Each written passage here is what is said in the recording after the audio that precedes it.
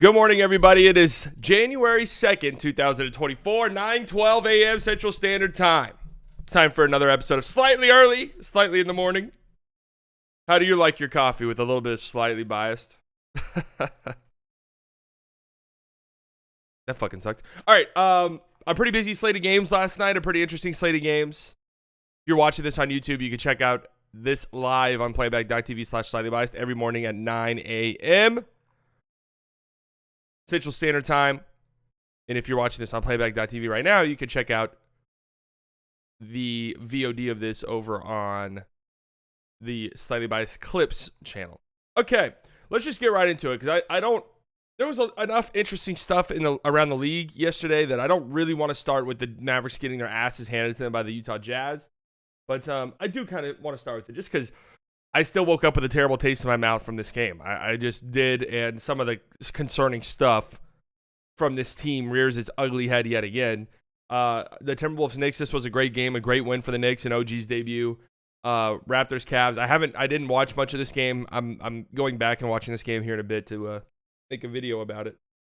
But Pacers Bucks, a lot of interesting stuff from that game, and then a bunch of blowouts across the league outside of those. So let's just get started with this Mavericks and Jazz game here, because man, this one just fucking sucked a lot of steam out of me. Like, I'm not gonna lie, I guess it's partially my fault. I really feel like, I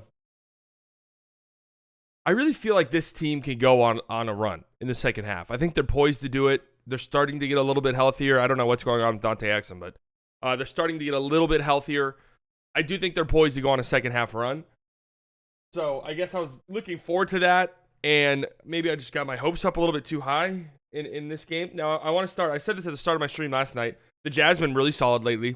They've been really solid lately.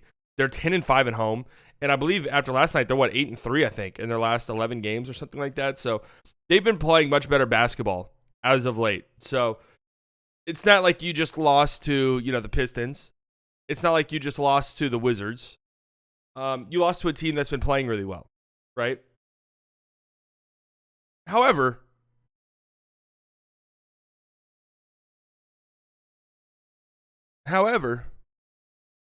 this was a really fucking bad showing. Like, inexcusable showing for the Mavericks. And it's been one of many this season where they've just come out the gates looking horrific and have been trying to dig themselves out of deep holes throughout the entirety of the game.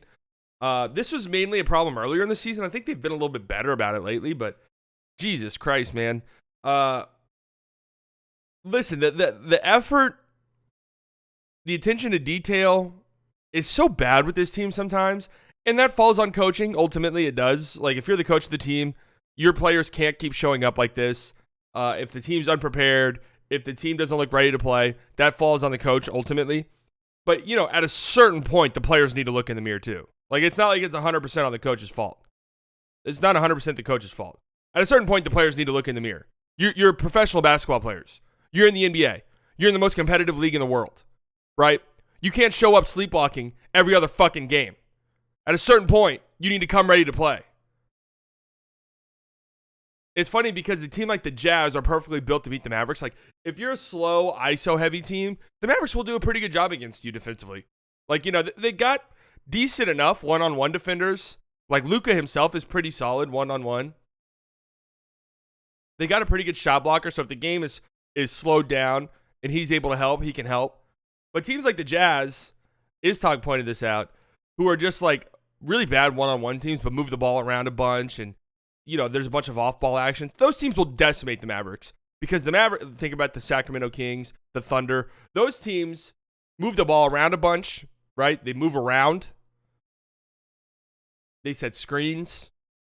The Mavericks' off-ball defense is just a travesty. I mean, that first half, especially that first quarter, I've watched a lot of basketball this year from a bunch of different teams. That might have been the worst defensive quarter I've seen a team have. Like, genuinely.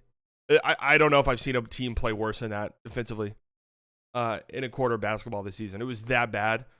Guys just dying on screens, no effort whatsoever to get over screens. Guys not rotating.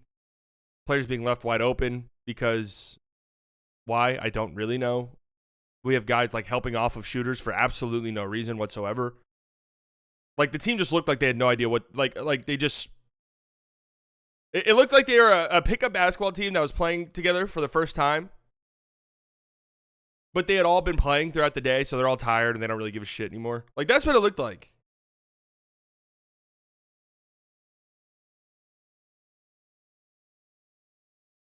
And again, like, if a team shows up like that, it's the coach's fault. And Kid took the blame after the game, whatever. I don't give a fuck what these guys say in post-game pressers, really. Like, I saw a bunch of people after Kid say that. People were like, here we go. Kid's finally figuring it out. He's finally taking responsibility. Man, what these guys say in the post-game presser doesn't mean shit to me. Ever. Ever. Luke has been so much better about yelling at the refs this year. So much better.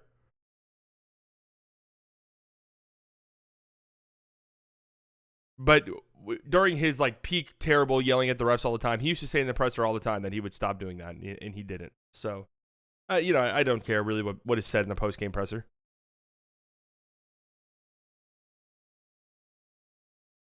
It's like they're ready to get home knowing they have 2 weeks at home. I mean, that could maybe be it, but effort like last night is inexcusable. Inexcusable. And I don't know. I'm not going back to rewatch this game at all. The moment I'm done talking about it, I'll forget about this game forever, hopefully. But man, I thought it was over games doing this. I thought it was over like waking up after a regular season game the next morning and just feeling disgusted. But that is how I feel. Like, I'm not going to lie. That is how I feel. Like, I woke up this morning just feeling so grossed out. So grossed out about this team and just, I don't know. Hopefully this was a coming to Jesus type of thing for them. The Kyrie stuff, I saw a lot of people freaking out about it. It's his first game back in like a month. He missed a substantial amount of time.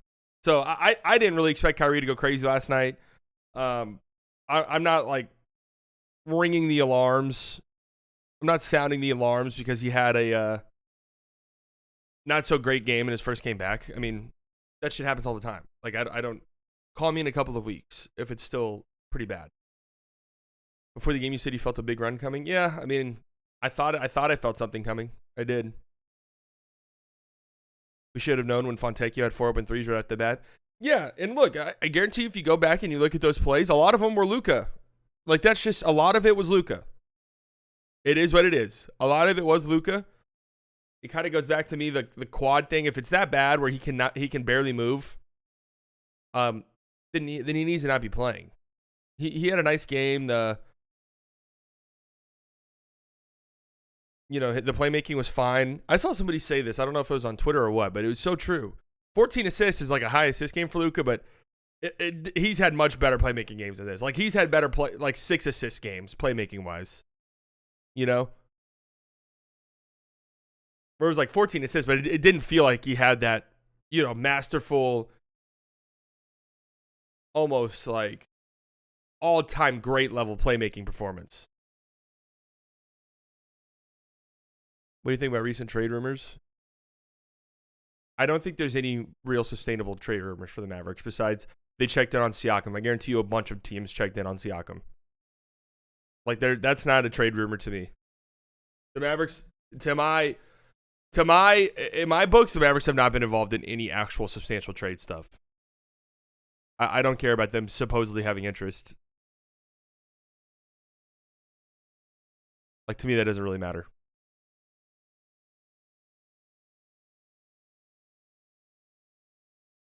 But, yeah, a really depressing performance from the Mavericks. I mean, really. Really, really, really. Hopefully, Exum's back soon. What was that? Was Seth hurt?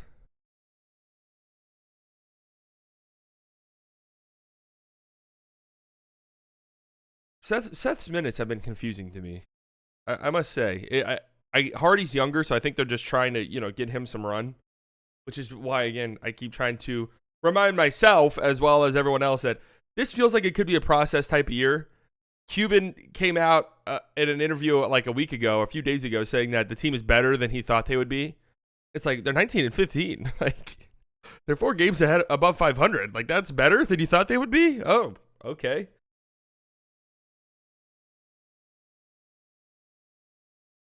So, yeah, I'm thinking like they all kind of assumed that this would be a bit of a process year. Let Lively develop a little bit, maybe let Omax develop a little bit at some point in the season. Give Hardy a little bit more run. Try to gel with this new group before we start doing anything too crazy. So you just got to remind yourself of that after games like this. But man, it's just like inexcusable effort. I can't look past it. Those are the things I can't look past when the effort is so bad. All right, sorry, because I know some people listen to these who are Mavericks fans and don't want to hear me drone on and on and on about a shit Mavericks game against Utah Jazz. Like, there was other interesting stuff across the league, but hopefully a coming to Jesus loss for this Mavericks team. You can lose game because, you don't have the size, you don't have the talent, or shots aren't falling, whatever. That's all one thing. Can't just have horrific effort games. That type of shit is inexcusable. And it comes down to the players. Fucking be better.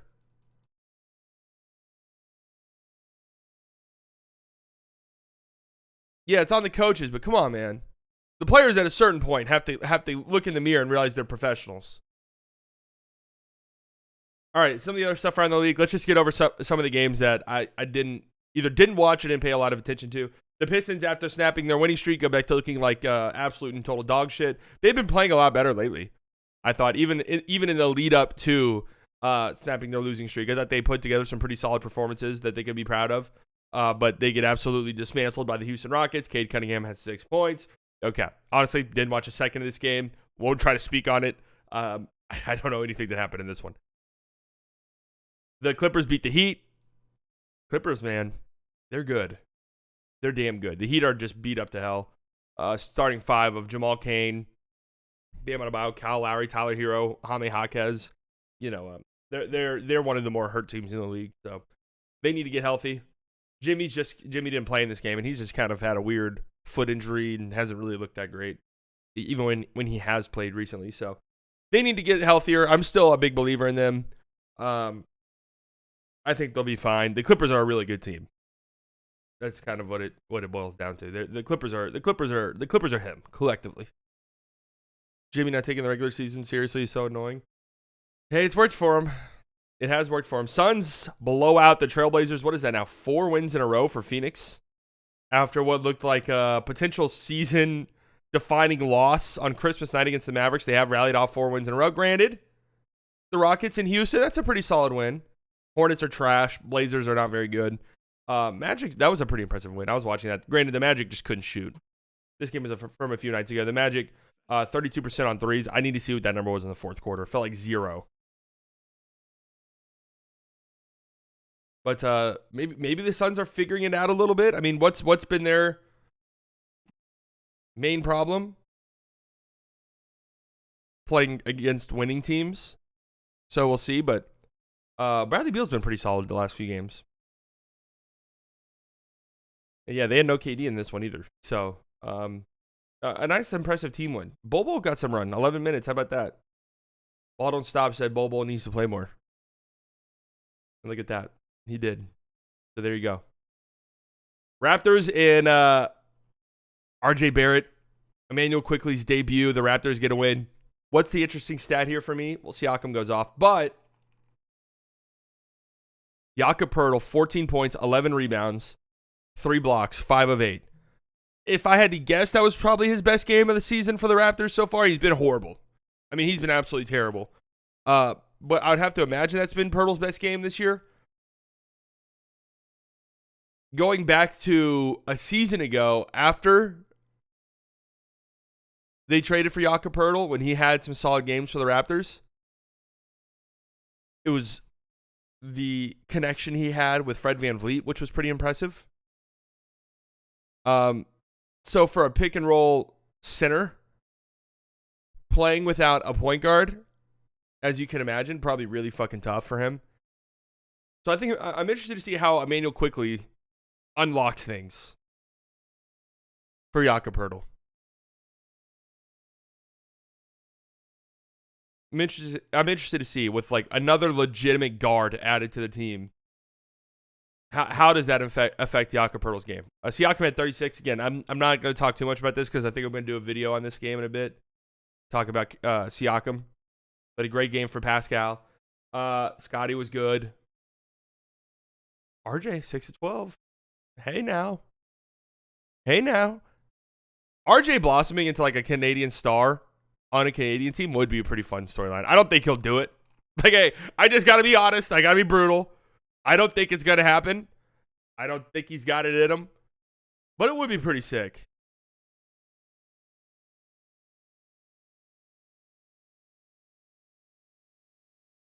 It would be pretty sick if he did it.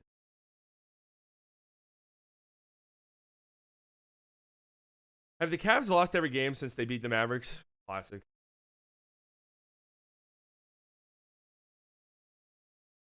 Classic. All right, let's get into I think two of the more juicier games of yesterday's slate. Timberwolves and Knicks. Let's talk about this one. Great win. Great win by the Knicks at home. Probably one of their best wins of the season, if I had to guess. Julius Randle went crazy, 39 points. Fourth quarter just kind of put them on their backs, said, get the fuck out of the way. I'm taking this game over. Love to see that from Julius Randle. OG Anunoby was tremendous in this game before fouling out on. It's actually hilarious because he fouled out pretty early in the fourth quarter, yet he still played 35 minutes. Like, let's go to play-by-play. When exactly did he foul out? There was still a lot of time left in the game when OG fouled out.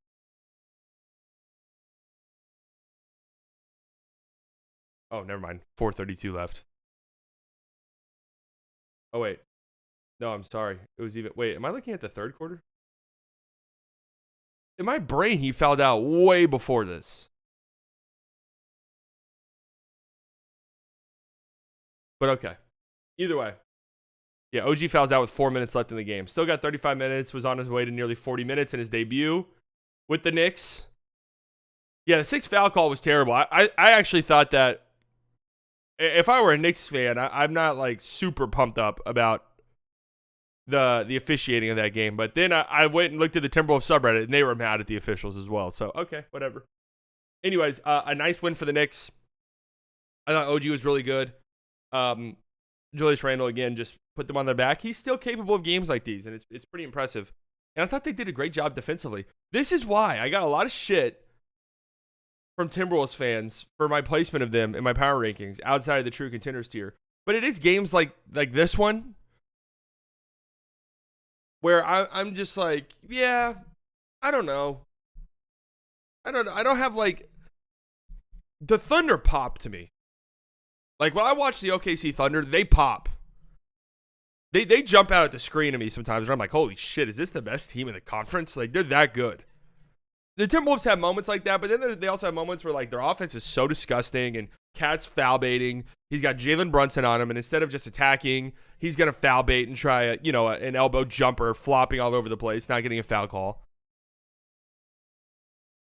They turn the ball over. Anthony Edwards is incredibly prone to high turnover games. It feels like Cat is incredibly prone to high turnover games. You look at Anthony Edwards' stat line, 35 points on 11 of 21. Like, that's pretty good. I thought he was bad in this game. Like, I didn't think he was good at all.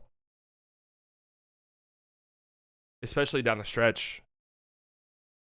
Really didn't think he played very good for them. And Jaden McDaniels, too. That like, there's still over half the season left, but, man, there was a lot of high expectations for him. And he has just not met them. They're still a great team. Don't get me wrong. And just the fact that they were able to even make this a game, because they were getting their asses handed to them for most of this, made a pretty impressive run in the fourth quarter to even make this game close before Julius Randle backpacked and took over. But they just offensively have so many moments that it's just like, oh, man. I don't know. It's hard for me to feel like that great about, warm and fuzzy about. Again, as I said in my power rankings video, like, all right, let's say you have game one of a playoff series. Yeah, ESPN, go ahead and autoplay videos. I mean, what a terrible feature, huh? Autoplaying videos. Is that the worst feature there is? What's the most annoying part about it is they autoplay their highlights. And sometimes there's no audio. Okay, fine. Then a fucking ad chimes in, and it's loud as shit. Autoplaying videos on a box score. Terrible. Anyway, sorry for that, guys. So it's a new year. It's a new year. Did you guys see? I'm only saying this because I'm on ESPN. What's his name? Jason Whitlock. Jason Whitlock's tweet. Did he delete it? No. Oh. Oh, okay. What does this shirt say? I lick the salt, swallow the tequila, and suck. Suck the what? Bro, I'm not reading this wall of text. Dude, press enter a couple of times, please. Press enter a couple of times. Oh, yeah, this tweet right here. I'm looking at NFL standings on ESPN.com. This is the ad running above the standings. How is this possible? Appropriate. One Piece, funny happy birthday. Ball. The ad says, balls deep inside of me is a great way to spend your birthday. Now, what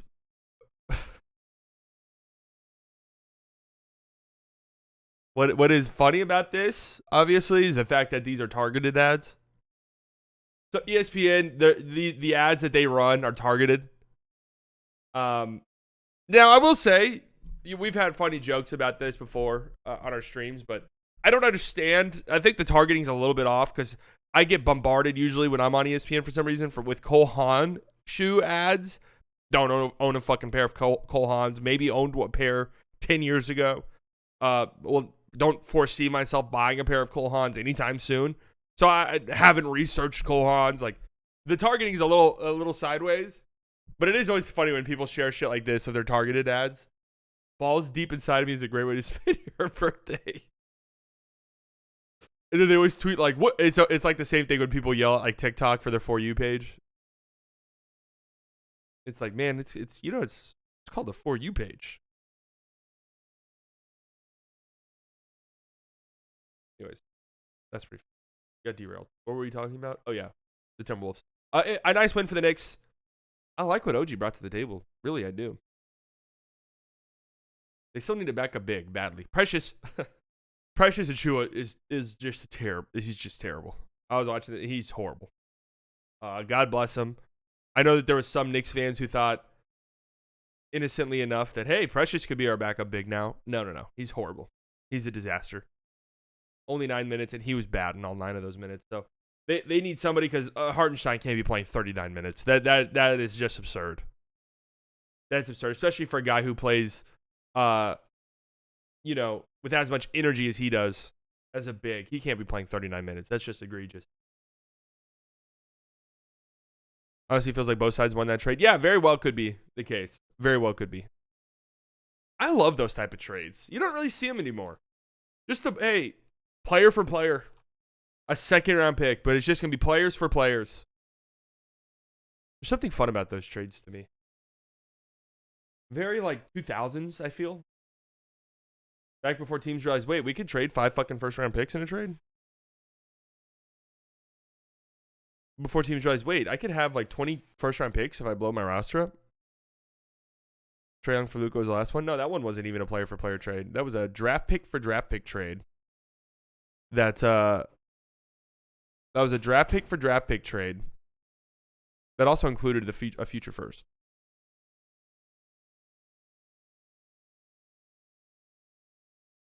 Anyways, really nice win for the Knicks. And then Bucks Pacers. Kind of feel a little bit vindicated. The two things in my power rankings that I got yelled at the most, I feel vindicated about after yesterday. Or I guess 2 of the 3. The thing I got yelled at the most was having OKC that high. Completely understandable. In case you didn't know, I had OKC second in my power rankings. Got yelled at for that. I do get what people are saying that, in the playoffs, a team that inexperienced usually doesn't do well. And I do agree with that. That is like the lone blemish for them, really. Their rebounding is a concern, but I feel like they do enough to make up for that. If Celtics Thunder tonight, holy fuck. Holy shit. If the one blemish on a team is, when the playoffs get around, they're young, they're a pretty damn good team. They're a pretty damn good team. It was the regular season power rankings. Why does postseason matter right now? Well, the tier I had them in was called the true contender tier. And I don't give a shit. From what I've seen, I think they are one. I do. I don't think there's been like enough teams in the West that have looked great where it's like, yeah, but they're inexperienced, so the Thunder will flame out in the playoffs. Like, why? Because I get it, the historical thing, but like when I watch the Thunder play, I don't come away from it thinking, oh yeah, they're gonna falter in the playoffs. You can just tell by the way they play. Honestly, I come away with that sometimes after watching the Timberwolves, where I'm like, oh man, I don't know. In a postseason setting, there's just something I don't know about offensively with this group. I got yelled at for the Thunder, I got yelled at for the Timberwolves, and I got yelled at for the Bucks, and it's the same thing. Like I can leave Bucks games being like, oh man, that perimeter defense is abhorrently bad.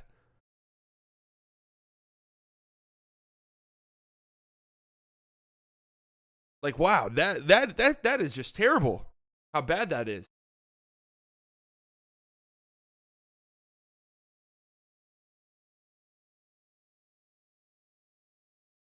Is Damian Lillard the worst high-minute defender in the league?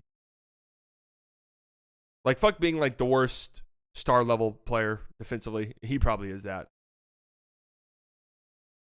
He probably is like the worst star-level defender in the NBA. Is he just like flat out one of the worst defenders in the league, bar none?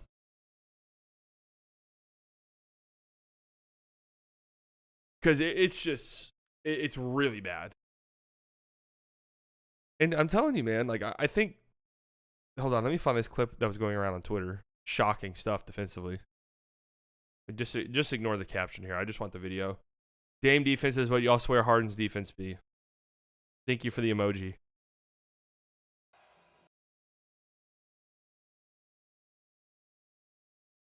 What are we doing? Like, what are you pointing at?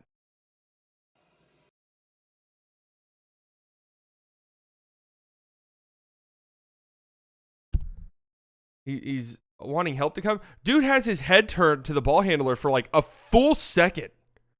It's not just like a quick little glance. Either way, you shouldn't really be doing that. Is he like... No, that's like 2 full seconds of his head being turned to the guy he's guarding. Too many moments like these. I mean, not this specifically. This is egregious, but like too many moments like these where like the Bucks perimeter defenders have just no chance at all of keeping the guy. TJ McConnell was just getting to the paint whenever he wanted in this game. 16 points, 9 assists, plus 31 in 22 minutes. I mean, he's up there with Hallie Trey, and unfortunately, Luka was pretty ass yesterday. Luka's way better than Dame on defense. Like, I don't even think they're comparable. To me, I can be like, you know what? I think you can make arguments that Luka can be around a league average defender. Dame, there's literally no arguments you can make. Trey is pesty enough. Trey's, he's pesky enough that it makes sense. Like, he has some moments. Believe it or not. Halliburton is pretty bad, but Dame is just horrid. Those are the type of things that really concern me in a playoff series for them. Really concern me. Like, the Pacers won this game, 122-113. They shot 14% from 3. They went 5 of 35. They just got to the rim whenever they wanted to. They just waltzed right by him. Just literally walked right past him. Just puts so much pressure on your interior guys. Went to the free throw line 38 times. I mean, Dame also didn't have a 3 of 16. Wow. I think Dame had like the first 8 points of this game almost. So for him to finish with that is a little bit shocking. First 5 points of the game for Dame. 5 points in literally the first minute. 2 free throws. So he has 7 points. 6 minutes and 30 seconds. 2 more free throws. 9 points with 4:23 left in the first. And what did he finish the game with?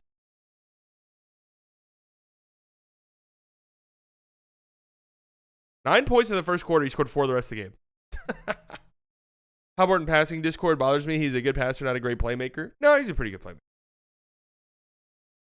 He's a great playmaker.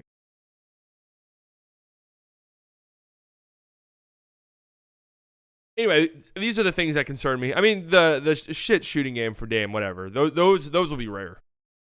Those will be rare. You could just kind of chalk that one up.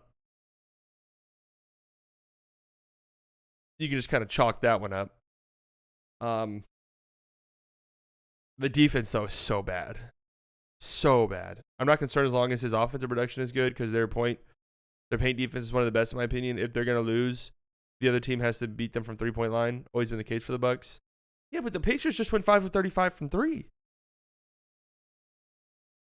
The Bucks are great. The only reason why I didn't have them in the true contender tier is like, do I think they would beat the Celtics in a playoff series? No. Do I think they would beat the Sixers in a playoff series right now? Probably not, no.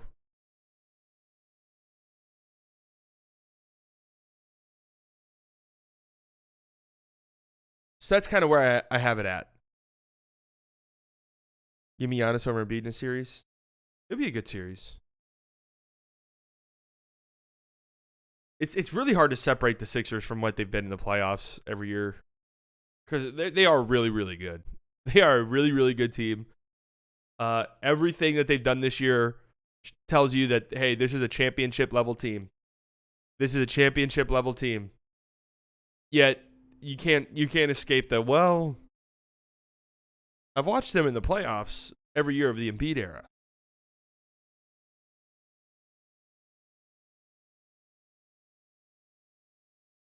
All right, what do we have on the docket tonight across the NBA? I do kind of want to talk about the college football game, so we'll close out the show with that. But Bulls Sixers, Joel Embiid's coming back. He's missed some time with that ankle injury, of course. Everyone's laughing at him because he's coming back against the Bulls. I'm not gonna laugh at him. He actually fucked up his ankle. Like people kept saying Embiid was ducking guys. I mean, he did. Like there's video proof. He did fuck his ankle up. It's documented. Spurs and Grizzlies. Grizzlies need to start winning some games again. 4 in a row. 4 in a row. Wants Ja come back, but they've lost 3 in a row. They can't afford to do that. Granted, they did play the Nuggets, the Clippers, and I don't think Ja played in that game against the Clippers or the Nuggets. One of those games. The Nuggets. Ja didn't play against the Nuggets.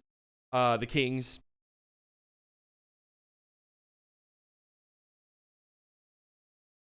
Three tough games, so they need to get right game here against the Spurs.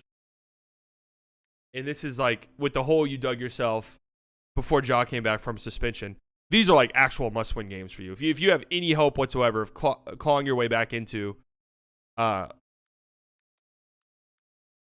play-in contention or even playoff contention, you need to win a game like this. Nets Pelicans, Celtics Thunder is an absolute banger. Wow. I did not know this game was tonight. Magic Warriors, that's a pretty fun one too. And Hornets and Kings. So kind of just some games, but Celtics Thunder is an out. This game should be on ESPN, TNT, ABC, Fox, CNN, NBC News, MSNBC, C-SPAN, Nickelodeon. Put this game on every fucking television station. Who would win a series? Hornets versus Pistons? What is the Hornets losing streak up to now? Are they at 11? Yep, 11 straight losses. Okay, I was floating around a pet theory because going into this season, I thought there might not be like an atrocious team. Like the team will separate themselves at some point and have like the worst record and be really bad, just comparatively speaking to the rest of the league. But there's so much talent that there might not be like an atrocious team. Of course, that has been the case. There's been like 6 just absolutely awful teams. But I'm starting to think maybe that does show just how talented the league is, that there's teams like these, because you look at their rosters and there's talent there. The problem is that the other teams are just so good. These other teams are just so good that it doesn't matter. Like, you can have good players, but if you don't have great players, then you're going to lose a bunch of games.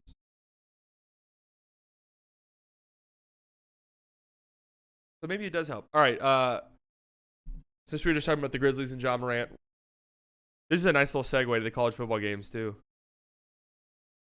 Yes, they do have Barstool Sports blocked. I mean, get serious. Fucking terrible.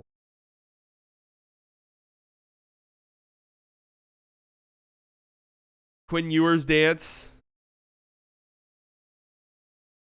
I'm pretty sure it's the same exact dance that Ja Morant did, right? Quinn Ewers is having fun, and Ja Morant laughs at it because this was the same thing Ja Morant did basically, and then he got yelled at. And it also doesn't help that Barstool's caption of Ja Morant doing the same dance was Ja spraying imaginary bullets in a section 113 after the slam. Yeah, that's racist. Yeah, I don't think there's any two ways around it. That's got to be racist. Did I talk about that jaw thing at all? Like, people freaking out about the fucking celebrations? Did I ever talk about that? Anyway, I thought that was the stupidest thing. Could the optics maybe be a little bit better if you're Ja Morant? Sure. Like, hey, celebrate, dance, have fun. Maybe, you know, maybe not a dance that includes a gun. Just all things considered, but ultimately, who really gives a shit? Like, at the end of the day, who actually cares? Nobody. Let's be honest with ourselves. We don't actually care at all.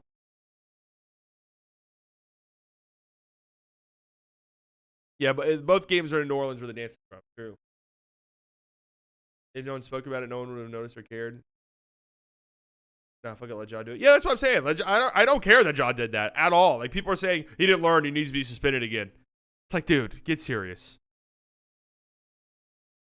If I were his PR team, I'd maybe say, hey, you know, maybe not like any dance that maybe involves a gun, just because of optics. And I would also say that because I think this type of shit's so stupid. I hate gun culture in the United States. I'm anti glorifying guns in any way, shape, or form. Period. Ewers is also done for doing it after Ja got backlash. Well, he's a white quarterback for UT. He's a white quarterback for UT. He knows damn well there's not gonna be any backlash for this. Little lame and cringy. Didn't look cool.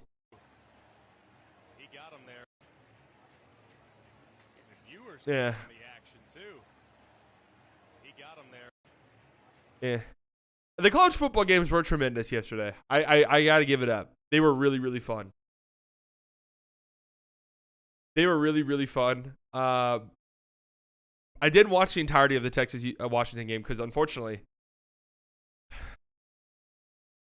I was watching the fucking Mavericks diarrhea themselves against the Utah Jazz. But I did watch the Alabama game. That was a great game. I have no I have no legitimate analysis outside of that. I don't know what else to say. Yeah, that game, that ending to the game, dude, that's insane to me. So because a player gets hurt, because a Washington player gets hurt or breaks a million bones in his leg or whatever, they damn near lost the game because of that. Like, that gave UT a full 50 extra seconds. That's crazy to me.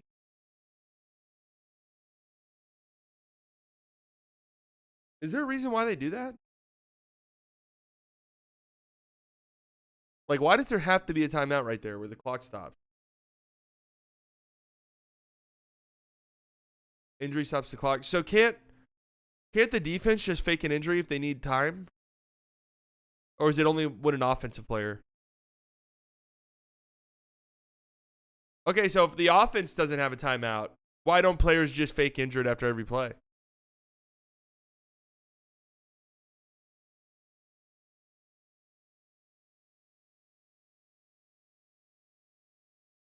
Oh, the other team has an option of a 10-second runoff. Oh, okay. That makes sense. I knew there had to be some rule that prevented teams from just being, all right, Johnny, get in there and break your ankle. What, coach? No, I don't want to. Nope. We need a timeout. Get out there and break your ankle. Coach, I'm a senior. This is my last game. Don't give a shit.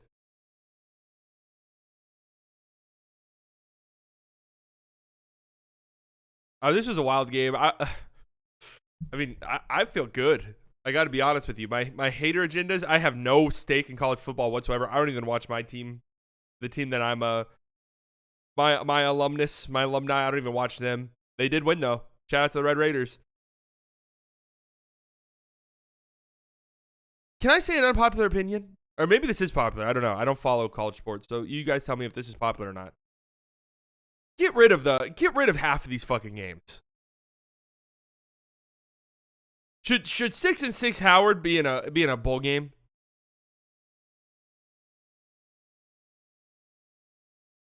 Old Dominion 6-7. How are they in a bowl game?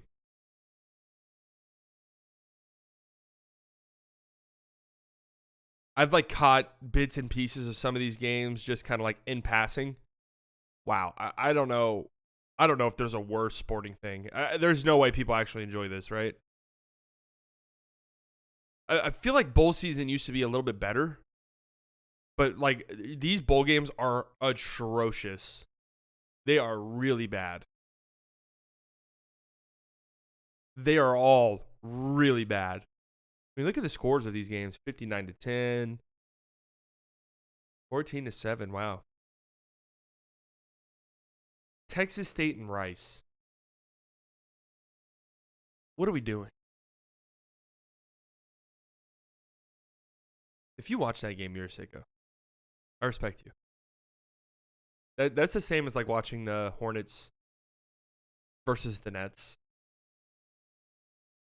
Like going out of your way to watch the Hornets versus the Nets. It's like, why are you doing this? You're a sicko. You have to respect that. More bowl games equals more money. Yeah, I get it. I do get it. Players sit out for bowl games not to prep for draft time. Yeah, if I were a college athlete who like had any like decent chance of making the NFL, there's no fucking way I'm playing in a bowl game. Are you kidding me? Especially like I don't know, the First Responders Bowl. Yeah, I'm not playing in that shit. The Cheez-Its Bowl, not playing in it. The Pop-Tart Bowl, no. The State Farm Bowl, no thanks.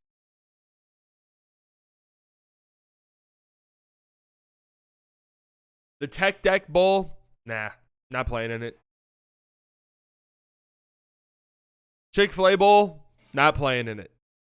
And not just if I was like a potential pro. If I'm like a top end, high end recruit who has my whole future ahead of me, I don't want to play in that shit either.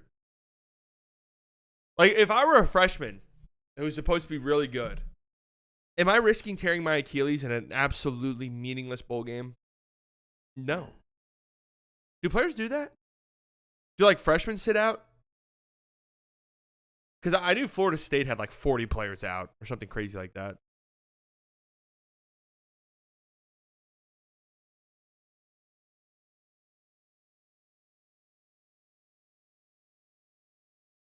The middle-aged generation hates the players sitting out. But it makes sense, though.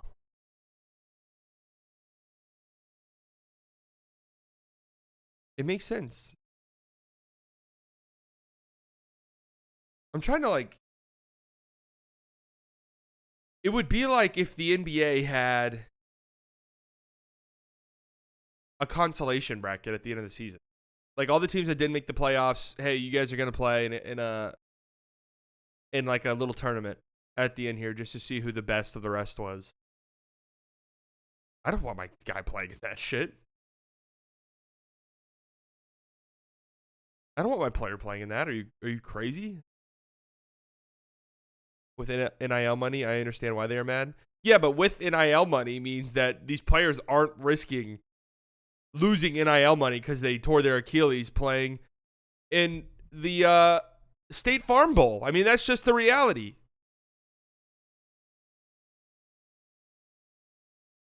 Like, hey, oh man, I was lined up. I was gonna get $500,000 from the local, burger chain to help promote their stuff next season. But fuck, man, I tore my Achilles in the Cricket Celebration Bowl.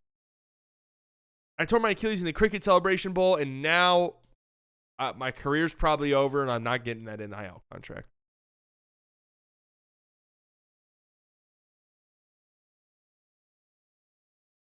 Roofclaim.com Boca Raton Bowl. Scooters Coffee Frisco Bowl. Was this in Frisco, Texas? How many bowl games are in Frisco, Texas?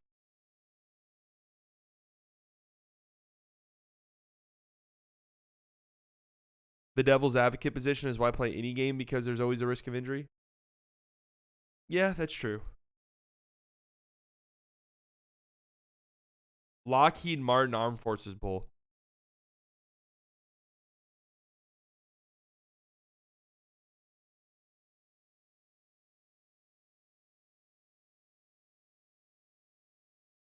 Jesus Christ.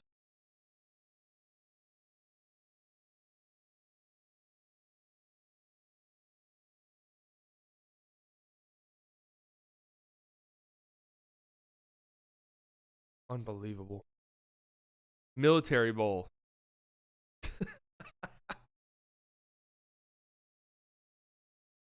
Just shameless.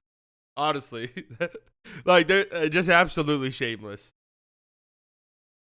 The Military Bowl. The United States Imperialism Bowl, presented by the U.S. Army. No, we should be in Afghanistan. That's the tagline when the game comes in.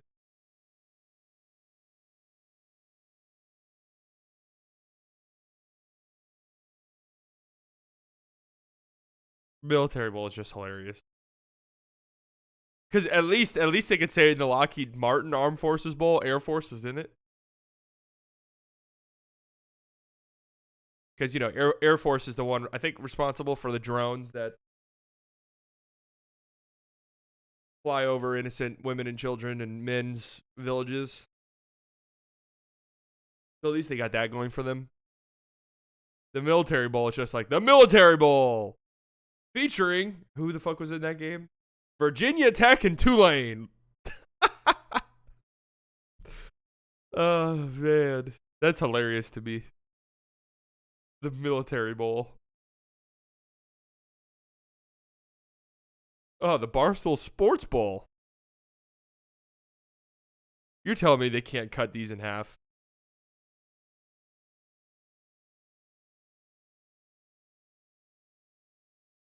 The Cheez-Its Citrus Bowl. 35-0. What a good game. Mr. Beast Bowl? Oh, that's right around the corner. A Mr. Beast Bowl is right around the corner. The Fiesta Bowl. Oregon versus Liberty. 45. No, they need to put Liberty in the War Bowl. The Trump Bowl featuring Liberty and Ole Miss. The Trump Bowl.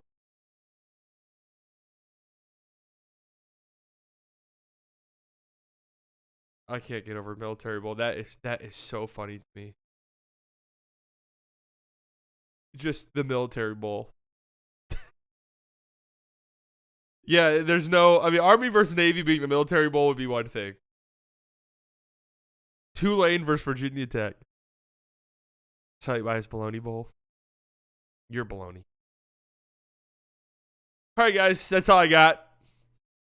Getting back into the slightly early groove. Hopefully every morning now.